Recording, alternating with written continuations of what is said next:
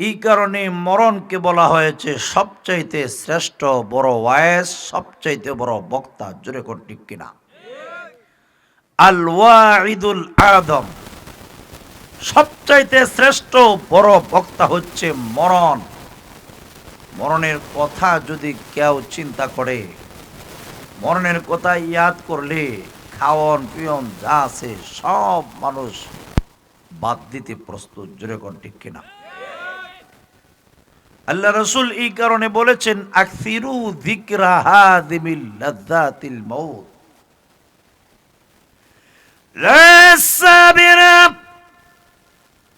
বেশি বেশি করে ওই জিনিসটাকে স্মরণ করো যেটা দুনিয়ার স্বাদ, দুনিয়ার মজা কেটে দেয়। মরণের কথা স্মরণ হইলে খাওয়ান পিয়ন সব মানুষ বাদ দিতে প্রস্তুত। যেরকম ঠিক কিনা? এজন্য আল্লাহর নবী বিশ্ব নবী রাহমাতুল লিল আলামিন বলেন, সাহাবীরা রে, আকসিরু যিকরা হাদিমিল লাযযাতিল মাউত।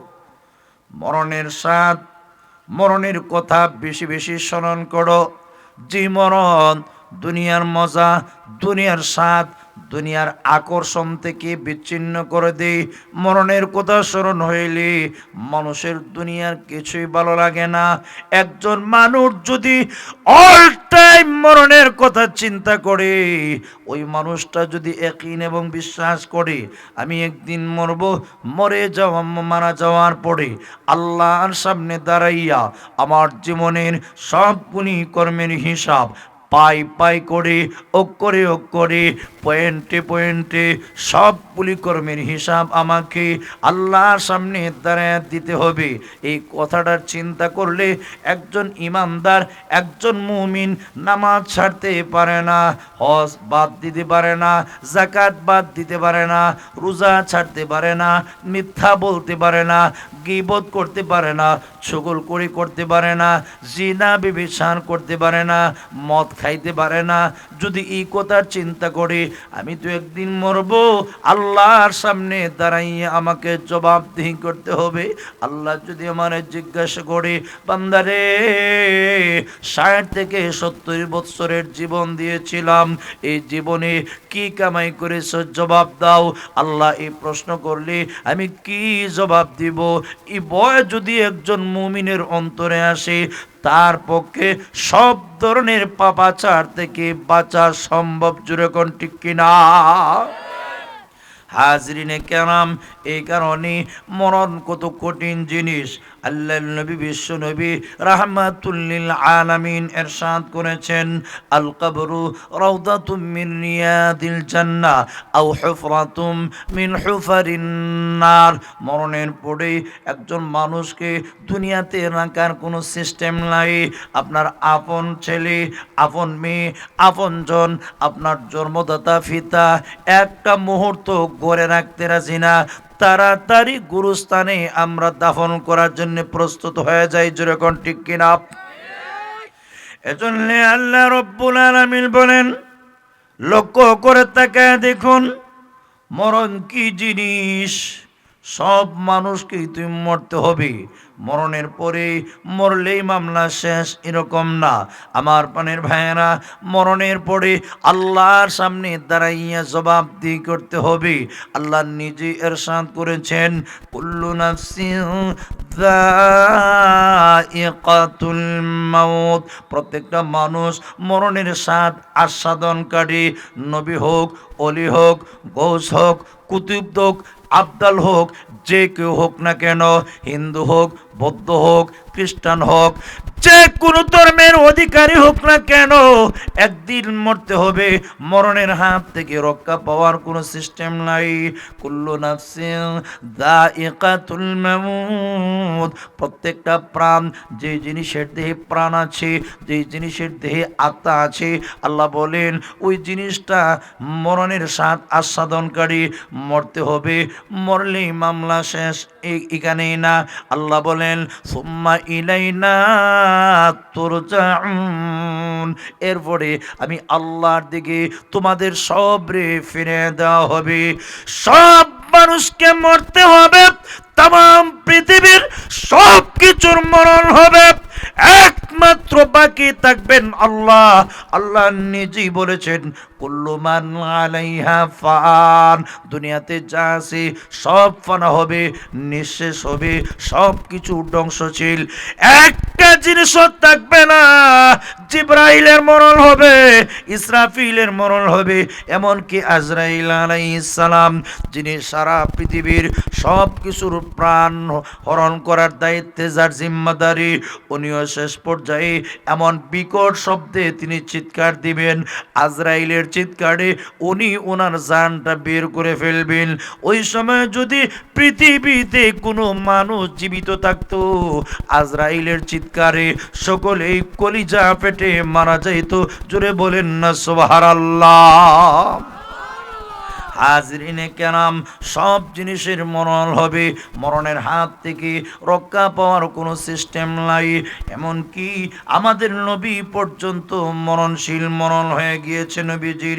ইন্নাকা মাইয়িতুন ওয়া ইন্নাহুম মাইয়িতুন, আল্লাহ বলেন নবী নিশ্চয়ই আপনি মরণশীল, নবী গো আপনি এই ধরাতে থাকবেন না। নবীজি কিন্তু এই ধরাতে চলে গিয়েছেন, এই ধরা থেকে আল্লাহ নবী চলে গিয়েছেন, আলমে বরজখে আছেন, কবর জগতে আছেন। নবীজি তার কবরে সশরীরে জিন্দা, ওয়া হুয়া হাইয়ুন ফি কবরিহি, আল্লাহ নবী তার কবরে সশরীরে জিন্দা। যারা বলি নবী তার কবরে মরা, না, আল্লাহর নবী সশরীরে তার কবরে জিন্দা আছেন। নবী বলেন আমার কোন উম্মত যখন আমার রোজায় আথরের পাশে গিয়ে সালাম দেয়, নবী বলেন সামিআতু উযনায়া, আমি নবী আমার দুই কানে আমার উম্মতের সালাম শুনি, আমি শুনে আমার উম্মতের সালামের জবাব দেই। হাজরিনে কেরাম, পৃথিবীতে কেউ যদি চিরকাল বাঁচার সিস্টেম থাকতো, আমাদের নবী বিশ্ব নবী রাহমাতুল লিল আলামিন চিরকাল থাকতেন। নবীজি দুনিয়া থেকে চলে গিয়েছেন, আল্লাহর নবীর মরণের টাইমে কি পরিমাণ কষ্ট হয়েছে।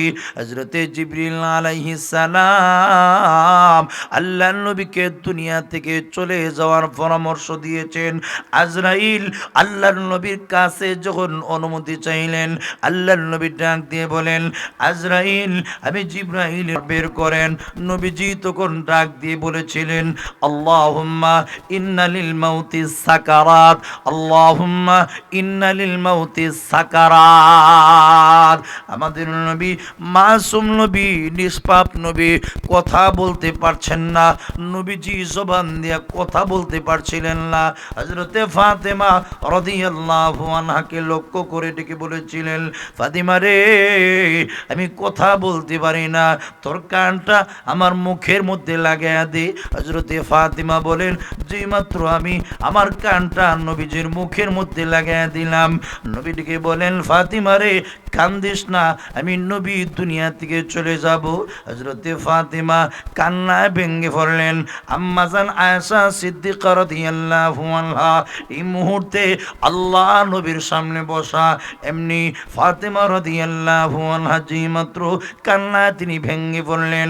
আল্লাহর নবী আবার ডেকে বলেন ফাতেমা আমি কথা বলতে পারি না, বুকের মধ্যে দারুণ কষ্ট হচ্ছে, তোর কানটা দে, আমি আর একটা কথা বলতে চাই। দ্বিতীয়বারে আল্লাহর নবী ডেকে বলেন ফাতিমা কান্দিস না, সবর কর, ধৈর্য ধারণ কর, আমার ইন্তেকালের পরে আমার আহলে বায়াতদের মধ্য থেকে সর্বপ্রথম যিনি ইন্তেকাল করবেন তুমি হইলা ফাতেমা।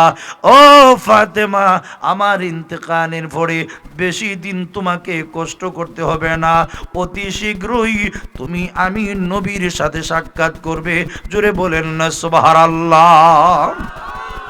আল্লাহ নবী যে মাত্র ফাতেমা রাদিয়াল্লাহু আনহাকে এই সংবাদটা জানিয়ে দিলেন, উনি হেসে দিলেন। আম্মাজান আয়েশা সিদ্দিকা রাদিয়াল্লাহু আনহা, আম্মাজান আয়েশা সিদ্দিকা রাদিয়াল্লাহু আনহা ফাতেমা রাদিয়াল্লাহু আনহাকে জিজ্ঞাসা করলেন ও ফাতেমা, হঠাৎ করে তুমি কান্নায় ভেঙে পড়লা, হঠাৎ করে তুমি হেসে দিলে, তার কারণটা কি? আম্মাজান আয়েশা সিদ্দিকা রাদিয়াল্লাহু আনহাকে লক্ষ্য করে ফাতেমা রাদিয়াল্লাহু আনহা জবাব দেয়, আম্মা জান আমি কান্না ভেঙে পড়লাম। কেন জানেননি গো? আমার আব্বা যেই মাত্র আমাকে বললেন, এ ফাতেমা কান্দিস না, আমি নবী দুনিয়া থেকে চলে যাব। ও ফাতেমা আমি নবী রফিকে আলার ডাকে সাড়া দিয়ে, পরম শ্রদ্ধাভাজন উচ্চ বন্ধুর ডাকে সাড়া দিয়ে চলে যাব। হ্যাঁ আম্মা জান, যে মাত্র আব্বা আমাকে এই সংবাদটা জানা দিলেন গো, আমি ফাতেমা কান্না ভেঙে পড়লাম। যে মাত্র আব্বা আমাকে আবার দ্বিতীয়বারে জানা দিলেন, কান্দিস না রে, আমার ইন্তেকালের পরে সর্বপ্রথম রে ফাতেমা তুমি আমি নবীর সাথে সাক্ষাৎ করবি। যেই মাত্র আব্বা আমাকে সংবাদটা জানায় দিলেন, আমি ফাতেমা আনন্দে হেসে দিলাম। এই ছিল আমার হাসা এবং কান্নার রহস্য। জুড়ে বলেন না সুবহানাল্লাহ।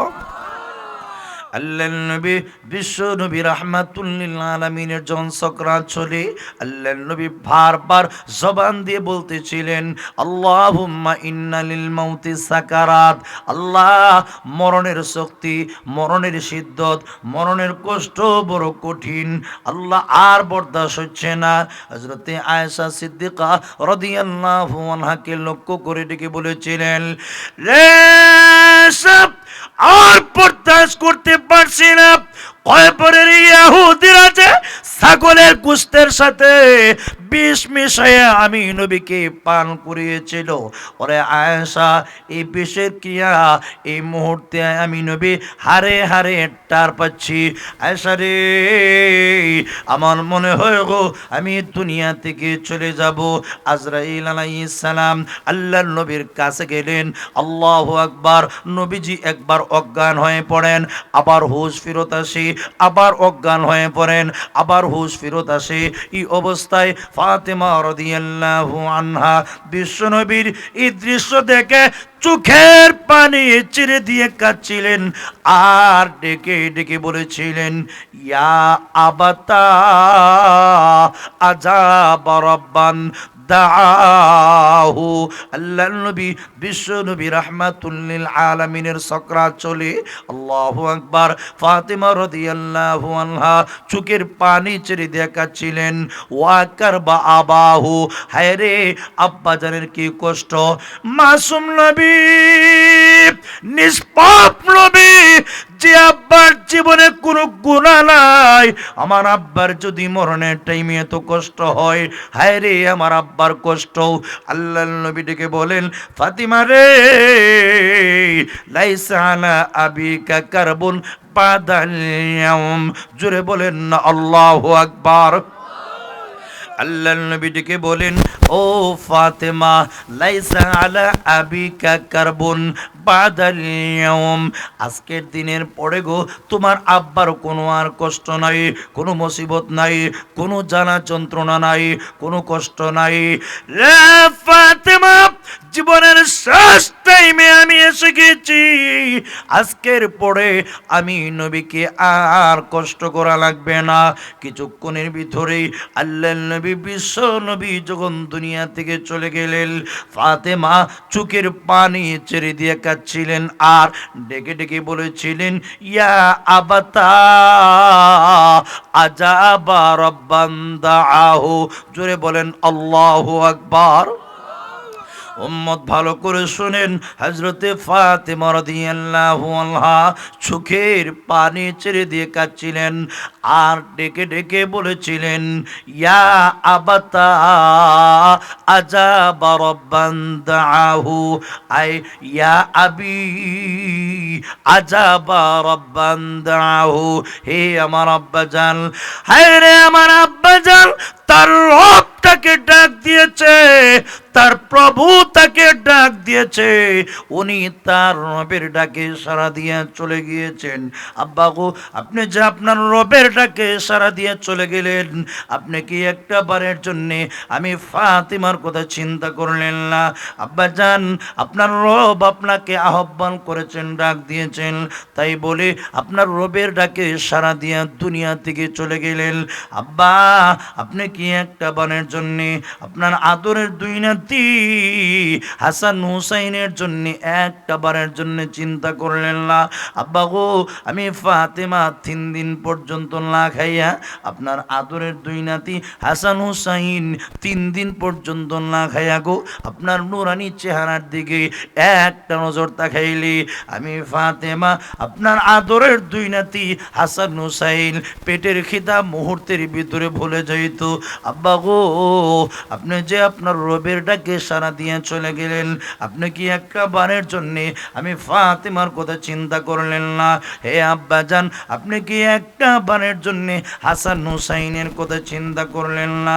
হে আব্বা জান, আজাবা রাব্বান দাআহু, আপনার রব আপনাকে ডাক দিয়েছেন, এই কারণে চলে গিয়েছেন। হে আব্বা জান, ইয়া আবাতা মান জান্নাতুল ফিরদাউসি মাওয়াহু, হে আব্বা জান, জান্নাতুল ফিরদাউস যার ঠিকানা।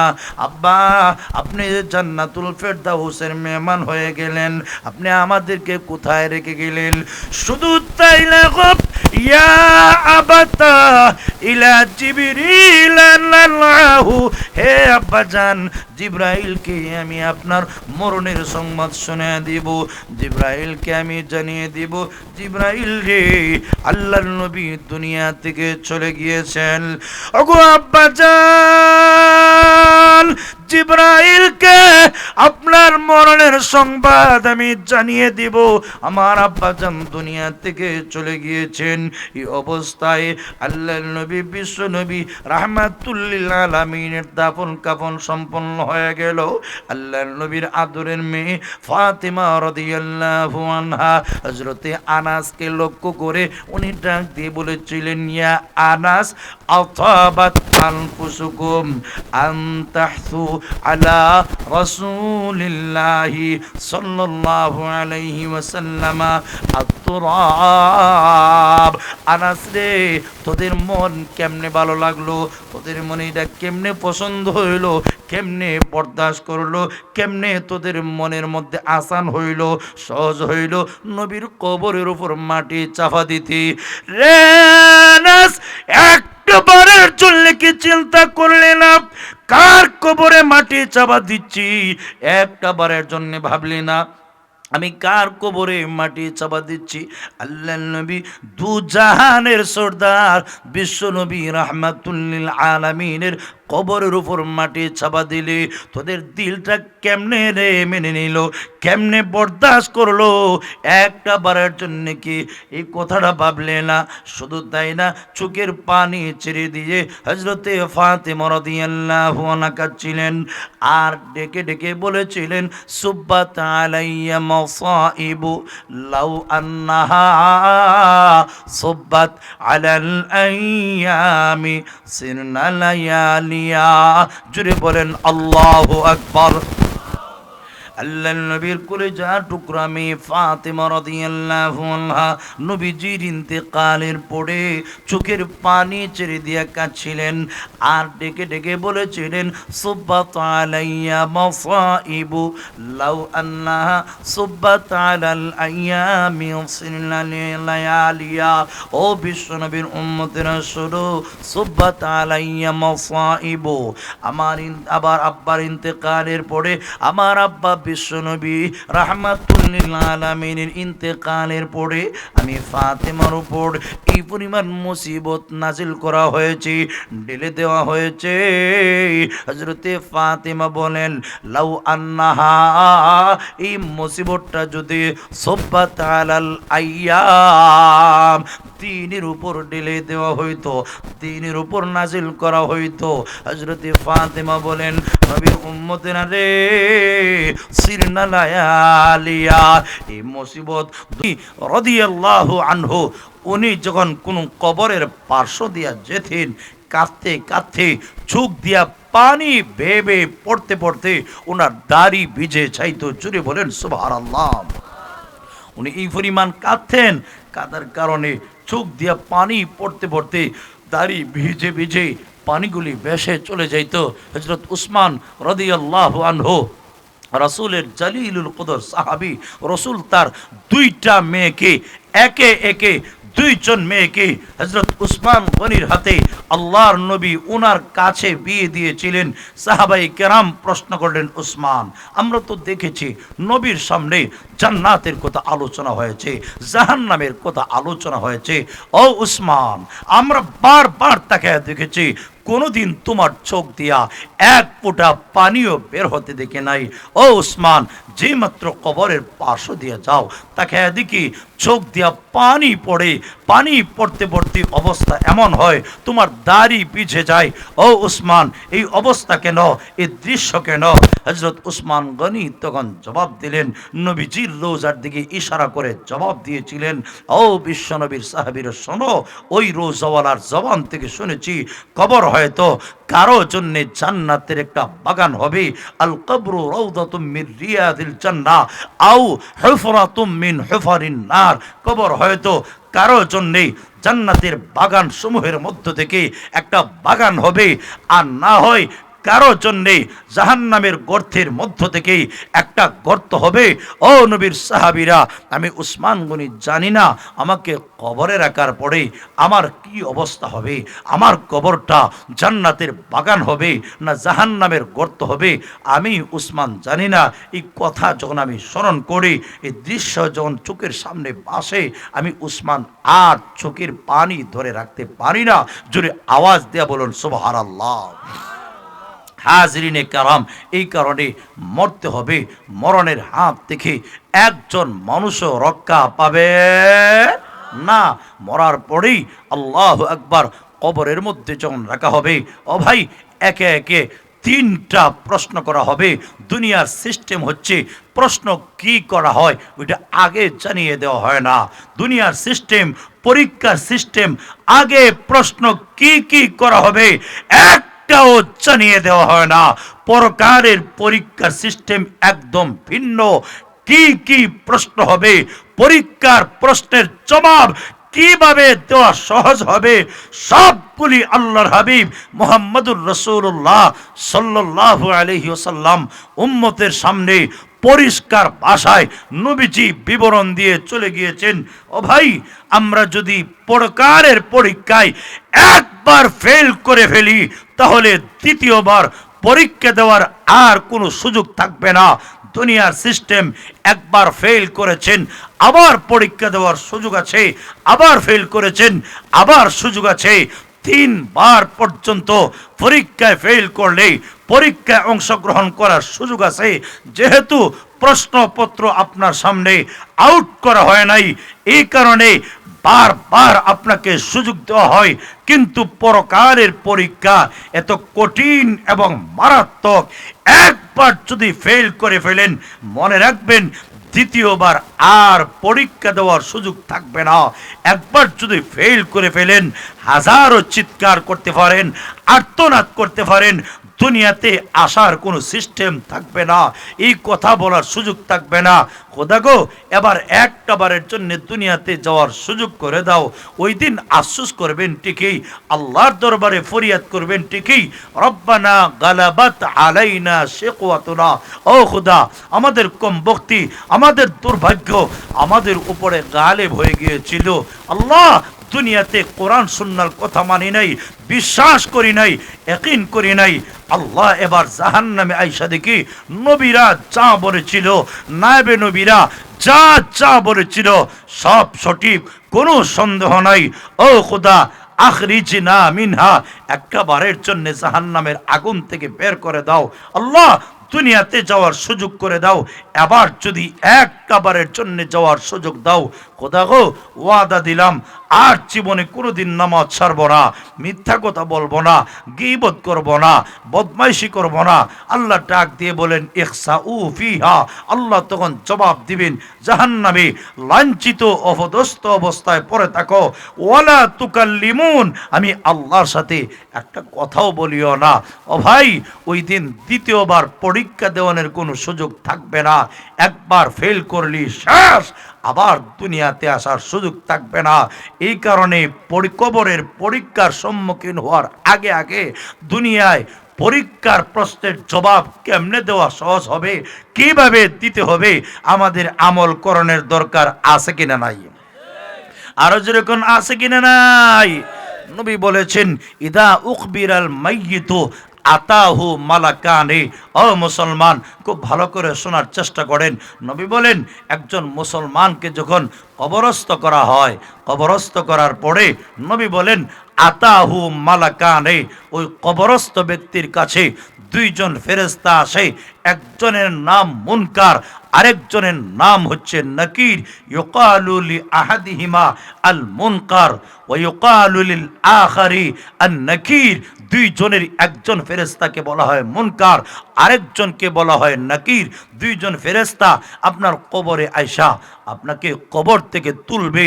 নবী বলেন এই অবস্থায় ফেরেশতারা প্রশ্ন শুরু করে দিবে। মাইয়িতের আপনজনেরা তাকে কবরস্থ কইরা বাড়িতে যে ফিরত চলে যাচ্ছে, আল্লাহর হাবিব বলেন মাইয়িত ওই জীবিত মানুষের জুতার পায়ের শব্দটা পর্যন্ত শুনতে পায়। জোরে বলেন সুবহানাল্লাহ।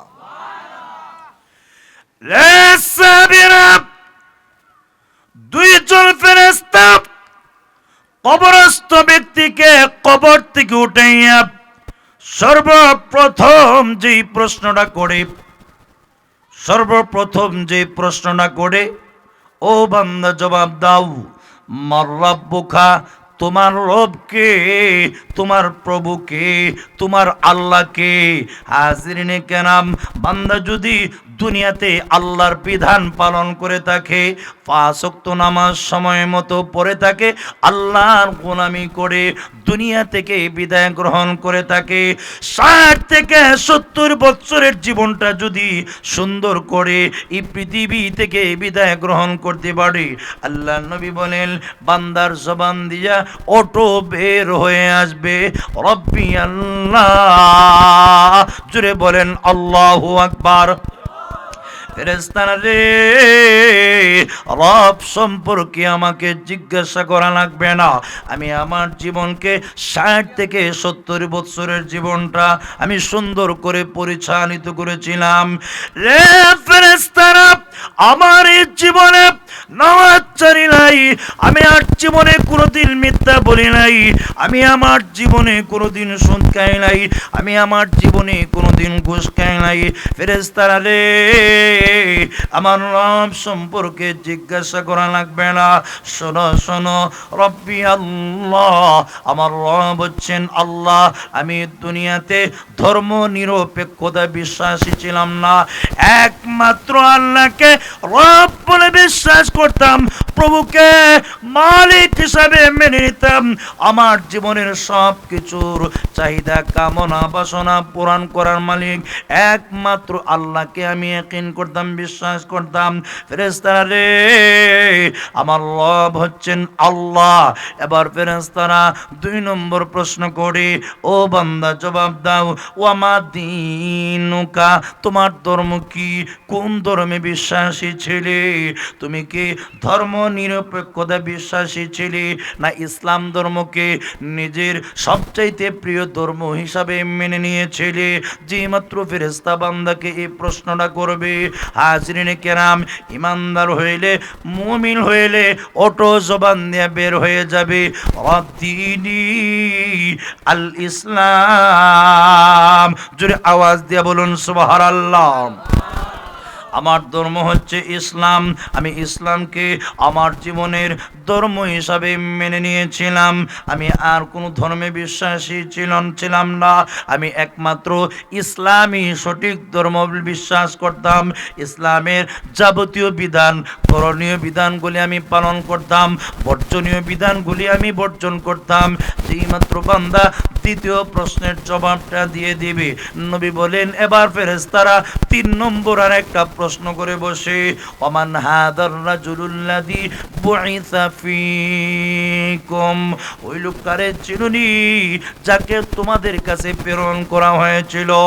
ওই মানুষটারে চিনুনি যাকে তোমাদের কাছে প্রেরণ করা হয়েছিল?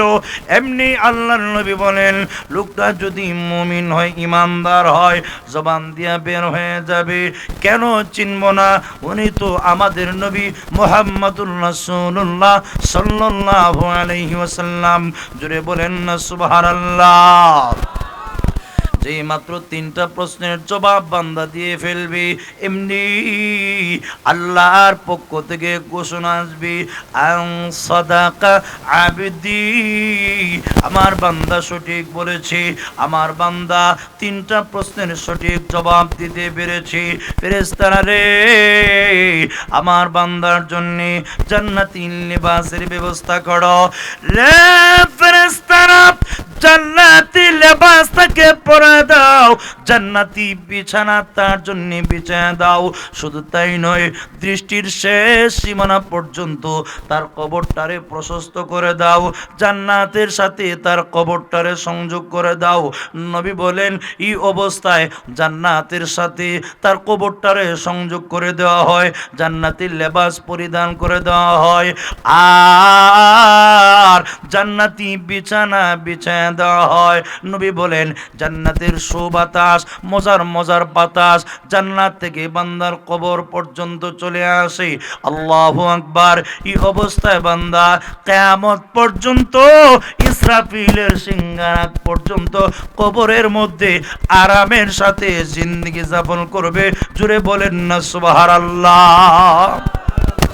আল্লাহর নবী বলেন, অপর দিক দিয়া একজন কাফির অথবা পাপিষ্ট, তাকে যখন ফেরেশতারা প্রশ্ন করে, ও বেঈমান জবাব দে, আল্লাহর বান্দারে জবাব দে, মান রাব্বুকা, তোমার রবকে, তোমার আল্লাহকে। নাফরমান জবাব দিব, হা হা লা আদরি, হায় রে আমার পুরা কপাল, আফসোস, আমি জানি না আমার রবকে। লোকে যা বলতো আমিও বলতাম, মানুষে আল্লাহ কইতো, আমি না বুঝা আল্লাহ কইতাম। আমি জানি না আমার রবকে, আমার পালনেওয়ালাকে আমি জানি না। হায় রে আমার পুরো কপাল, আমি নামাজ পড়ি নাই, আমি রোজা রাখি নাই, আমি হজ করি নাই, আমি যাকাত দেই নাই, আমি বিশ্বাস করি নাই নবী রাসূলকে, আমি কোরআন সুন্নাহ কিন করি নাই, বিশ্বাস করি নাই। আমার মতো কপাল পুরো বুঝি কেউ নাই। আহারে, আমি জানি না আমার রবকে। নবী বলেন, 2 নম্বর প্রশ্ন করা হয়, ওয়ামা দিনুকা, ওরে জালিম জবাব দে রে, তোর নবীকে, তোর পয়গম্বরকে। ওই সময় জবাব দিব, হা হা লা আদরি, হ্যাঁ রে আমার উপর গোপন, আমি জানি না আমার নবীকে, আমি জানি না আমার পয়গম্বরকে, আমি আমার নবীর কথা মানতাম না, আমি আমার নবীর কথা বিশ্বাস করতাম না। নবীর ইন্তেকালের পরে নায়েবে নবীদের কথা আমি মানতাম না, আমি ইয়াকিন করতাম না, বিশ্বাস করতাম না। আমার মতো কপাল পুরা বুঝি আল্লাহর জমিনে আকাশের নিচে কেউ নাই। আরে আফসোস করবে কিন্তু কোন কাজে আসবে না। এরপরে 3 নম্বর প্রশ্ন করা হবে, ওরে জালিম জবাব দে, ওমান হাদার রাজুলুল্লাযী বুইসা ফীকুম, ওই লোকটারে চিনুনি যাকে তোমাদের মধ্যে প্রেরণ করা হয়েছিল। জালিম তখন জবাব দিবে, হা হা লা আদরি, লা আদরি, হ্যাঁ রে আমার আফসোস, আমি জানি না ওই লোকটাকে, তার পরিচয় কে, তার ঠিকানা কোথায়, আমি জানি না। এই 3টা প্রশ্নের জবাব যখন দিতে পারবে না, আল্লাহর পক্ষ থেকে ঘোষণা আসবে, আনকাদাবা, আনকাদাবা, এই জালিম মিথ্যা বলেছে। আল্লাহ আগে বলেছেন আমার বান্দা সত্য বলেছে। এবার আল্লাহ আমার বান্দা কয়ে ডাক দেয় নাই, আল্লাহ ডাক দিয়ে কয় এই জালিমই মিথ্যা বলেছে। এজন্য ফেরেশতারা রে, আর দেরি করো না, জাহান্নামের লেবাস জালিমকে পরাইয়া দাও, জাহান্নামের বিছানা বিছায়া দাও, জাহান্নামের সাথে তার কবরটারে সংযোগ করে দাও। জোরে আওয়াজ দিয়ে বলুন নাউজুবিল্লাহ। শুধু তাই নয় রে ফেরেশতারা, ওই জালিমের কবরটারে একদম সংকীর্ণ করে দাও। নবী বলেন, চতুর্দিক দিয়ে কবরটা সংকীর্ণ করে দেওয়া হবে।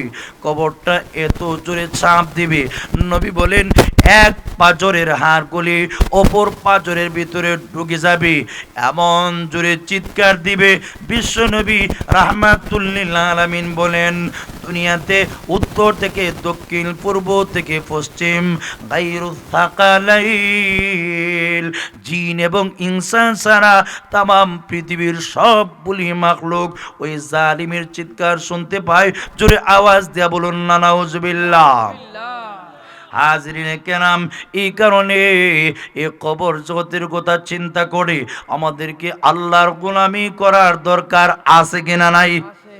আরো যেরকম আছে কিনা নাই? হাজরিনে কেরাম, যদি 60 থেকে 70 বছরের জীবনটা সুন্দর করতে পারি, আল্লাহু আকবার, মরণের পরেই একটার পর আরেকটা নিয়ামত, মরণের আগেই নূরানি জগতের ফেরেশতারা যদি আপনার জীবনটা সুন্দর করে থাকেন, নামাজ পড়ে থাকেন, রোজা রাইখা থাকেন, হজ করে থাকেন, যাকাত দিয়ে থাকেন, এই অবস্থায় ফেরেশতারা, আল্লাহু আকবার, হযরত আজরাইল আলাইহিস সালাম ফেরেশতারা বিশাল বড় বহর নিয়া, নূরানি জগতের ফেরেশতার বহর নিয়া আপনার কাছে আইসা আওয়াজ দিব, জান্নাতের ছবি তার হাতে থাকবে, আর ডাক দিয়ে বলবে, টেনশন করিস না, ভয় পাস না, আয় ইরজিই ইলা রাব্বিকি রাদিয়াতাম মারদিয়া। জোরে চিৎকার দিয়ে বলুন সুবহানাল্লাহ। প্রশান্ত মন, ইয়া আইয়াতুহান নাফসুল মুতমাইন্না ইরজিই ইলা রাব্বিকি রাদিয়াতাম মারদিয়া। ও প্রশান্ত মন, নফসে মুতমাইন্না, প্রশান্ত মন, যে মনে আল্লাহর জিকির করেছে, যে আত্মা আল্লাহর নাম উচ্চারণ করেছে, ও ভাই মুমিন তো দুনিয়ার আর কোনো জিনিসে শান্তি পায় না, মুমিনের অন্তর একটা জিনিসে প্রশান্তি লাভ করে, আলা বিযিক্রিল্লাহি তাতমাইন্নুল কুলুব। খবরদার, মুমিনের অন্তর আল্লাহর জিকিরের মাধ্যমে প্রশান্তি লাভ করে। গান শুনলে আরাম পায় না, শোনা বন্ধুর, গান শুনলে আরাম পায় না। ওই মমতাজ, রুনা লায়লা, এন্ড্রু কিশোর, আরো যত যত নাফরমান আছে, একটার গান শুনলেও মনের মধ্যে আরাম তো দূরের কথা, বেচাইনি, অস্থিরতা, বেকরারি, হয়রানি, পেরেশানি বেড়ে যায়। কিন্তু মুমিন জন আল্লাহর নামের তসবিহ পড়ে, আল্লাহর নাম উচ্চারণ করে, আল্লাহ আল্লাহ, সুবহানাল্লাহ, আলহামদুলিল্লাহ, আল্লাহু আকবার জন জবান দিয়ে উচ্চারণ করে, মুমিন সারা দুনিয়ার সব কিছুর চাইতে আল্লাহর নাম উচ্চারণ করার দ্বারা মনের মধ্যে প্রশান্তি লাভ করে, আরাম লাভ করে। এই অবস্থায় যখন দুনিয়া থেকে বিদায় গ্রহণ করে, আল্লাহর পক্ষ থেকে নূরানি জগতের ফেরেশতারা জান কবজের টাইমে আইসা আওয়াজ দিব, ইয়া আইয়াতুহান নাফসুল মুতমাইন্না, ও প্রশান্ত মন, ও প্রশান্ত আত্মা, দুনিয়াতে বড় কষ্ট করেছ, দুনিয়াতে বড় কষ্ট করেছ, শেষ রজনীতে তাহাজ্জুদের সালাত আদায় করতে বড় কষ্ট করেছ, শীতের টাইমে ওযু করতে বড় কষ্ট করেছ, 60 থেকে 70 বছরের জীবন শরীয়তের লাগাম মুখে লাগায় চলতে গিয়ে বহু কষ্টের সম্মুখীন হয়েছ, আর কষ্ট করা লাগবে না। ও প্রশান্ত মন, আয় ফিরে আয়, ইরজিই ইলা রাব্বিকি, আয় ফিরে আয়। কোন দিকে ফিরে আইবে? তোমার রবের দিকে ফিরে আয়। তোমার রবের দিকে ফিরে আয় এর মানে কি? মুফাসসিরিনে কেরাম তার ব্যাখ্যায় উল্লেখ করেছেন, ইরজিই ইলা রাহমাতিল্লাহি আযজা ওয়া জাল, আয় ফিরে আয়, আল্লাহর রহমতের দিকে ফিরে আয়। ও বান্দা, তুই তো ছিলে আল্লাহর কাছে, দুনিয়াতে আল্লাহ 60 থেকে 70 বছরের জীবন দিয়া তোকে আল্লাহ প্রেরণ করেছেন চিরকাল থাকার জন্য নয়, সাময়িক সময়ের জন্যে। বড় কষ্ট করেছ, মালিককে খুশি করতে গিয়ে ঝড় জুলুম নির্যাতনের শিকার হয়েছ, আয় ফিরে আয়, আল্লাহর রহমতের দিকে ফিরে আয়। রাদিয়াতাম মারদিয়া, টেনশন করিস না, মরণের পরে কি হবে ভয় করিস না। ও বান্দা, তোর জীবনে কোনো টেনশন নাই, পেরেশানি নাই। আল্লাহর পক্ষ থেকে এমন এমন নেয়ামত আল্লাহ রেখে দিয়েছেন, তুই দেখে সন্তুষ্ট হবে। মারদিয়া, আল্লাহ তোর উপর সন্তুষ্ট, তোকে সন্তুষ্ট করা হবে, তোকে এমন নেয়ামত দেওয়া হবে জীবনে কোনোদিন কল্পনা করস তাই। ও ভাই, আল্লাহ তো নিজেই বলেছেন, আ'দাতু লিইবাদিয়াস সালিহিন মা লা আইনুন রাআত ওয়ালা উযুনুন সামিআত ওয়ালা খাতারা আলা কলবি বাশার। জোরে আওয়াজ দিয়ে বলুন সুবহানাল্লাহ। আল্লাহ তো নিজেই বলেছেন, আল্লাহ আমাদের খালিক, আল্লাহ আমাদের মালিক, আল্লাহ আমাদের রব, আমাদের পাল্লেওয়ালা। আল্লাহ তো নিজেই বলেছেন, আমার নেককার বান্দা যারা, আমার ইমানদার বান্দা যারা, এদের জন্য আমি আল্লাহ জান্নাতের মধ্যে এমন মজার মজার আকর্ষণীয় নিয়ামত আমি আল্লাহ রেখে দিয়েছি। আল্লাহ বলেন, মা লা আইনুন রাত, যে নিয়ামত কোনো চোখ জীবনে কোনোদিন দেখে নাই, জীবনে কোনোদিন এমন মজার নিয়ামত আল্লাহ রেখে দিয়েছেন চোখ দিয়া জীবনে কোনোদিন দেখেন নাই। ওয়ালা উযুনু সামিআত, কান দিয়া জীবনে কোনোদিন শ্রবণ করেন নাই এমন মজার মজার কণ্ঠে গান শুনবেন জান্নাতের হুর পরীরা। আল্লাহু আকবার। এমন সুললিত কণ্ঠে মজার কণ্ঠ দিয়া গান শোনাইবেন যারা দুনিয়ার জীবনে রুনালাইলা ববিতা সবিতা কবিতা ফসা কণ্ঠের গান না শুননা নিজের কানকে হেফাজত করেছি রব্বুল আলামিন ওই কিয়ামতের কঠিন ময়দানে আল্লাহু আকবার জান্নাতে যাওয়ার পরে হুর ও গিলমানেরা এত সুন্দর সুললিত কণ্ঠে গান গাইবে আর ডাক দিয়ে বলবে নাহনুল খালিদাতু ফালা নাবিতু ওয়া নাহনুন নাঈমাতু ফালা নাবআতু ওয়া নাহনুর রাদিয়াতু ফালা নাসখাতু তুবা লিমান কানা লানা ওয়া কুন্না লাহু। জোরে বলেন আল্লাহু আকবার। মজার মজার কণ্ঠে হুর পরীরা এই গানগুলি গাইব আর আপনি স্বামী স্ত্রী একদম সামনাসামনি একজন আরেকজনের দিকে তাকাবেন, মুস্কি মুস্কি হাসি দিবেন, আপনার সামনে মজার মজার শরাব পানীয় সুন্দর সুন্দর ছোট্ট ছোট্ট বাচ্চারা শরবত নিয়ে ঘোরাবে আর চক্কর দিবে। আর জান্নাতের একটা বৃক্ষ, একটা বৃক্ষের পাতা এক ধরনের বাজনা হবে। আর হুর ও গিলমানেরা যখন গান গাইবে উতাল ফাতাল হইয়া হুশ থাকবে না, শুনবেন।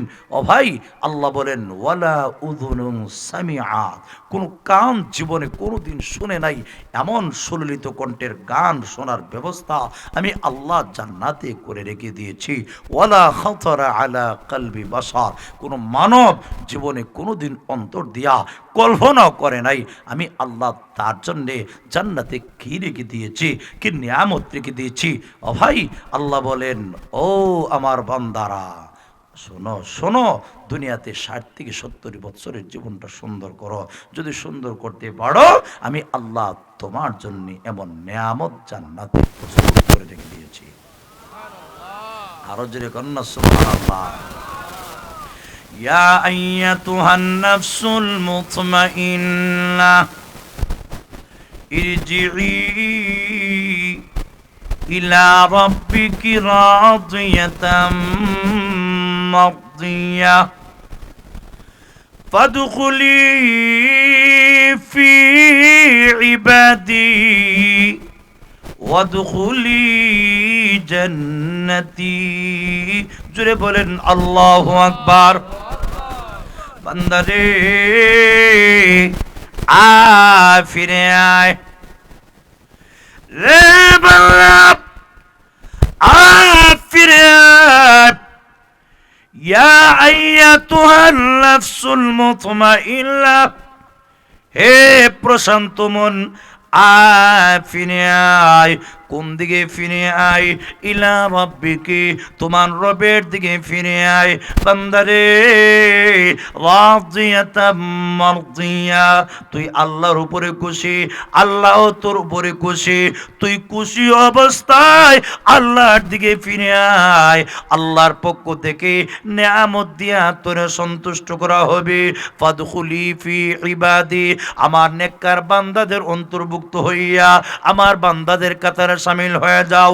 এর মানে হইল আমার নেককার বান্দারা আমার খুশি করার জন্য যে আমলগুলি করে জান্নাতের মালিক হয়েছে, আমার নেককার বান্দাদের সোবত গ্রহণ করো, এদের মতো আমল করো, আমল করে আমার তৈরি জান্নাতের ভিতরে প্রবেশ করো। হাজরিনে কেরাম, কিন্তু অপর দিক দিয়ে যদি আল্লাহর খুশি না করে দুনিয়া থেকে বিদায় গ্রহণ করি, নামাজ পড়ি না, রোজা রাখি না, হজ করি না, যাকাত দেই না, কোরবানি করি না, ওয়াজ হয় ঠিকই, ওয়াজের মাঝখান দিকে উঠে চলে যাই, আবার বাড়ির থেকে লেফের নিচে বৈশা মোল্লা বাড়ায় কি করে শুনি, যদি সুরটা ভালো হয় তাহলে যামু, আর না হয় যামু না। এমন হাসরত যাদের, এদেরকে নূরান জগতের ফেরেশতারা না আইসা এরার সামনে কুৎসিত চেহারা নিয়া হাজির হইয়া ডাক দিব, ইয়া আইয়াতুহান নাফসুল খাবিথা, ও নাফাক আত্মা আয় তোর রবের দিকে ফিরে আয়। ইরজিই ইলা রাব্বিকি সাখিতাতাম মাসকুতা। জোরে বলেন না নাউজুবিল্লাহ।